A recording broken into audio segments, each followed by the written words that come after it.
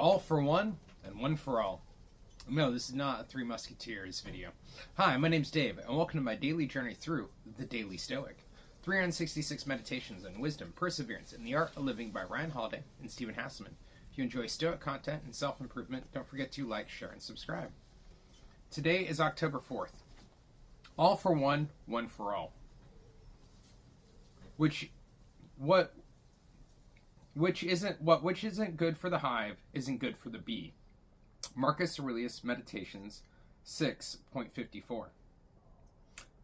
Inherent in the Stoic concept of sympatheia is the notion of the interconnected cosmos in which everything in the universe is part of a larger whole.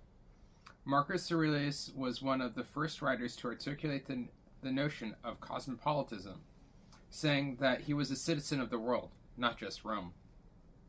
The idea that you're a bee in a hive is a reminder of this perspective. Marcus even states the reverse of the idea later in his meditations, just so he doesn't forget.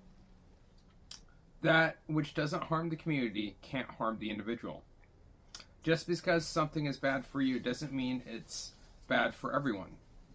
Just because something is good for you definitely doesn't mean it's good for everyone. Think of the hedge fund managers who bet massively against the economy.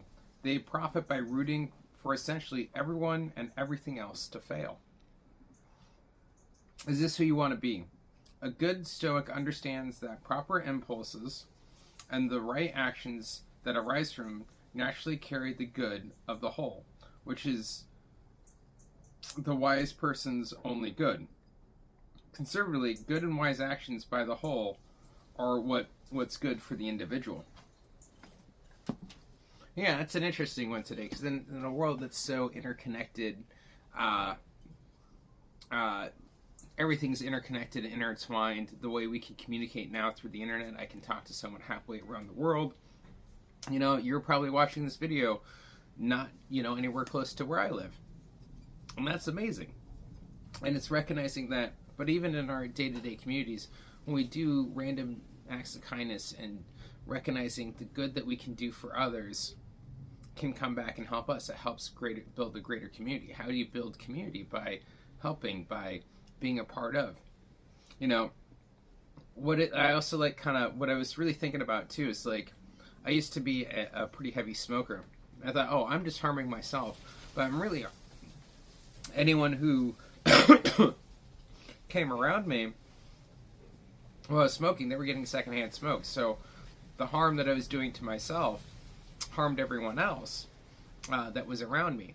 But also the same could be said of doing good acts. Doing a good act for someone around you helps everyone around you. By taking care of yourself, by being the example of leading by your Stoic and principles and your virtues and your beliefs, not forcing upon them, but by being an example, by being good for yourself, by building your inner light and your inner strength, that becomes the shining light that attracts the people that are similar to you and helps affect the people around you. It goes to that phrase, you're the 5 people that you spend the most time with. But they're also then the 5 people that they spend the most time with. So if you're one of those people, you affect each other. So having that positive attitude, having good mindsets and goals that you wish to achieve, and you surround yourself with those people. And if you got the one that doesn't, you'll eventually influence them. They'll influence you a little bit, but if you surround them with that positive light and energy, that'll affect them.